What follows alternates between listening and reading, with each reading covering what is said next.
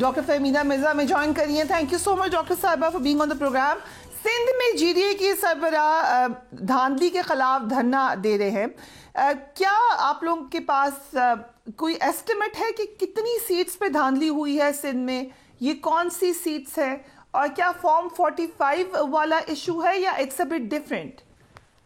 देखिए फरिया, सिंध में एक ही स्ट्रैटेजी थी जो पूरे सिंध में अप्लाई की गई, और मुझे तो समझ नहीं आया कि जब इतने 15 साल की हुकूमत और इतना ये क्लेम करते हैं पॉपुलैरिटी का, तो उसके लिए जरूरत क्या थी? कोई चीज उन्होंने नहीं छोड़ी, from DRO, RO, from polling station, presiding officer, मतलब यू नेम इट. इन्होंने डिलिमिटेशन, वोटर्स को यहाँ से वहां उठा के फेंक देना, डुप्लीकेशन वोट्स का होना, तो मतलब पूरा सिस्टमैटिकली पूरा जिस तरह इन्होंने सिस्टम बनाया है, इन्होंने कोई कसर नहीं छोड़ी. तो वो थ्रू आउट सिंध में उन्होंने वही किया. और इसलिए कि मैं कहूँ कि ये इतनी सीटें थी, या वो आप फेयर इलेक्शन कराते, फिर जितनी सीटें जिसकी निकलती वहां वो होती. अब कुछ जेयूआई की भी इन्होंने चुराई हैं, पीटीआई की भी चुराई हैं, जीडीए की भी चुराई हैं. तो इस तरह जीडीए में क्योंकि मुख्तलिफ पॉलिटिकल पार्टीज हैं, उन सब के अपने अपने हल्के हैं, मजबूत हल्के हैं, वो सारी इन्होंने चुराया है. तो इसलिए ये एग्जैक्टली कहना कि कितनी सीटें थी मुश्किल है, लेकिन पूरी सिंध में मैसिव ब्रेकिंग इन्होंने की है. इस पे पीपल्स पार्टी का मौक़िफ़ ये है डॉक्टर साहिबा कि जो रिजल्ट्स हैं वो वही हैं जो पिछले कई सालों से आ रहे हैं, या जो सर्वेज बता रहे थे ऐसे ही इलेक्शंस होते थे, वैसे ही रिजल्ट्स आए हैं. Your comments on that? जी, बहुत अफसोस होता है मुझे, क्योंकि सिंध के हालात कभी भी मीडिया दिखाती नहीं है. जितने बुरे हालात में, देखिए जब भी कोई पार्टी हुकूमत में होती है उनका ग्राफ नीचे जाता है, और ये अजीब बात है कि ये 0/0 परफॉर्मेंस है, गवर्नेंस निल है, करप्शन अरूज पे है, ड्रग्स अरूज पे है, हेल्थ इश्यूज अरूज पर है, कुत्तों के काटने का केस हो, एड्स हो, आप कोई चीज उठा लें.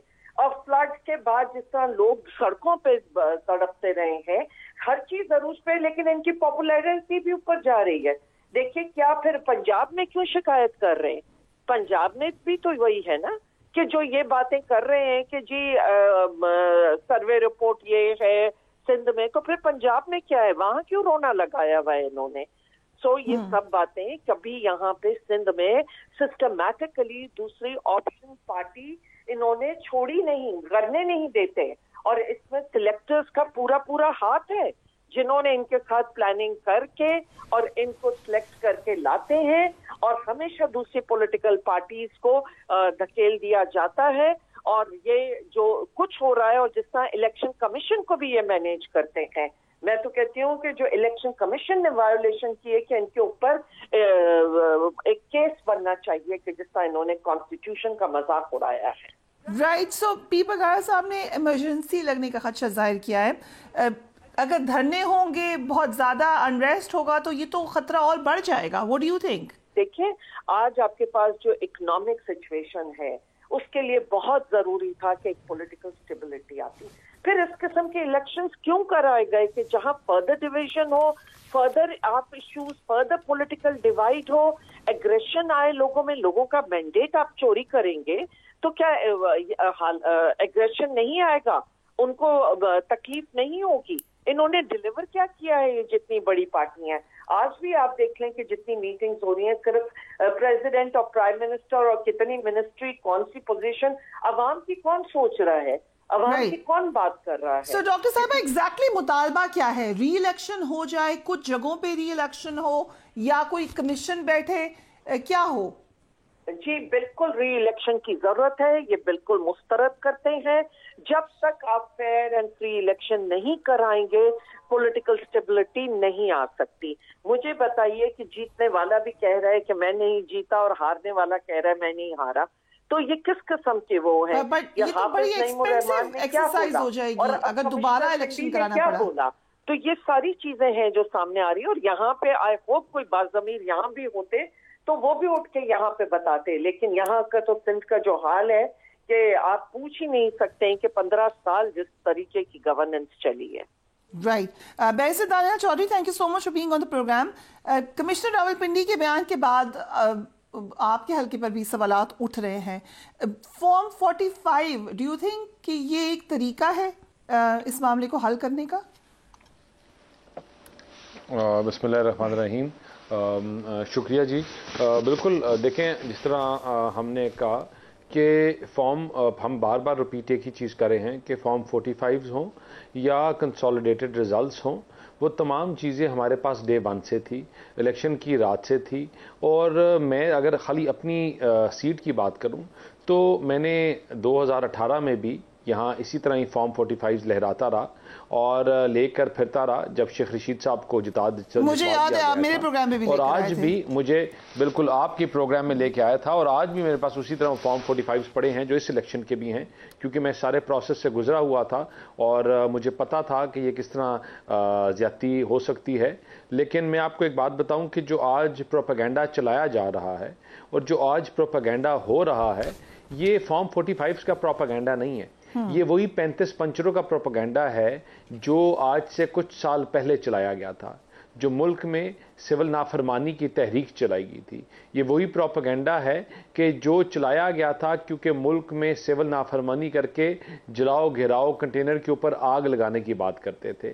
دیکھیں آج پھر وہی باتیں اور چیزیں اس لیے ہو رہی ہیں کہ جو وہ نان سٹیک ایکٹرز جن کے کہنے کی وجہ سے یہاں لوگوں نے سٹیٹمنٹس دی. پچھلی دفعہ الیکشن کمیشن کا کوئی بندہ تھا جنہوں نے کچھ سٹیٹمنٹس دی, اس دفعہ کمشنر صاحب نکل آئے.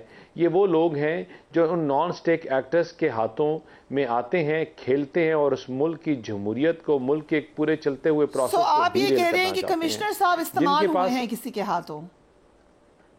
ہم تو اس کے اوپر پریس کانفرنس کر چکے ہیں اور نہیں, not alleging, this is what we've said repeatedly.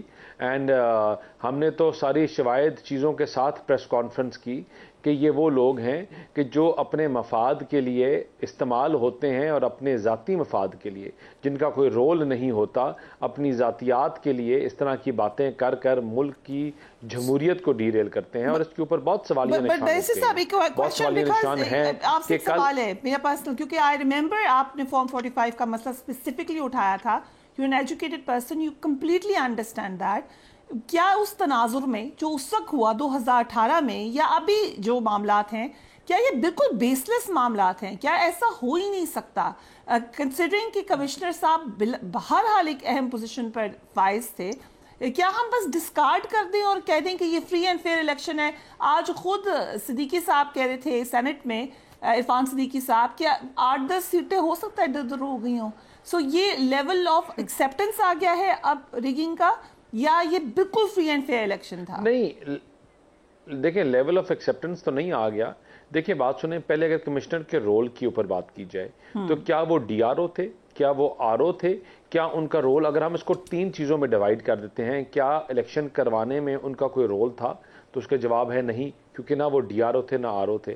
کیا الیکشن کنسالیڈیشن میں ان کا کوئی رول تھا, اس کا جواب ہے نہیں.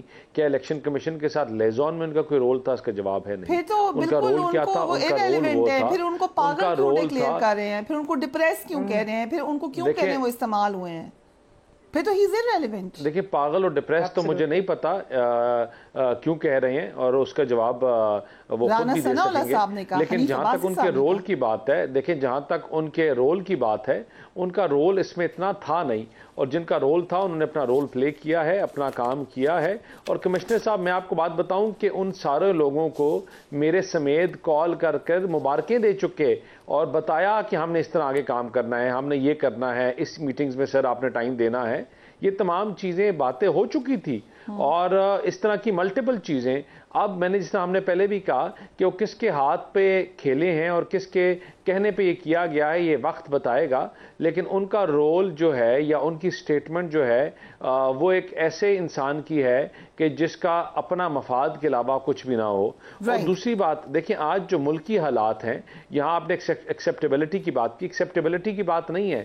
جو آج ملکی حالات ہیں, الیکشن ہو گیا ہے, इलेक्शन कुछ पेचीदगियां, हम डेवलपिंग कंट्री हैं, कुछ पेचीदगियां रहती हैं, कोई रह भी अगर गई, लेकिन चीज़ों को लेट्स मूव फॉरवर्ड। और लेट्स मूव फॉरवर्ड ये मैं नहीं कह रहा कि जिनकी सीटों में ज्यादतियां हुई हैं उनको छोड़ के या उनको हवा में छोड़ जाए। मैं बात कर रहा हूं जिनके पास, देखिए इसका फोरम क्या है, इसका फोरम कोर्ट ऑफ लॉ है, इसका फोरम जलाओ घेराव नहीं है, इसका फोरम मुल्क को आग लगाना नहीं है, मुल्क में इंस्टेबिलिटी नहीं है। मैं कहता हूं उन फोरम्स को इस्तेमाल किया जाए, उन फोरम्स में अपनी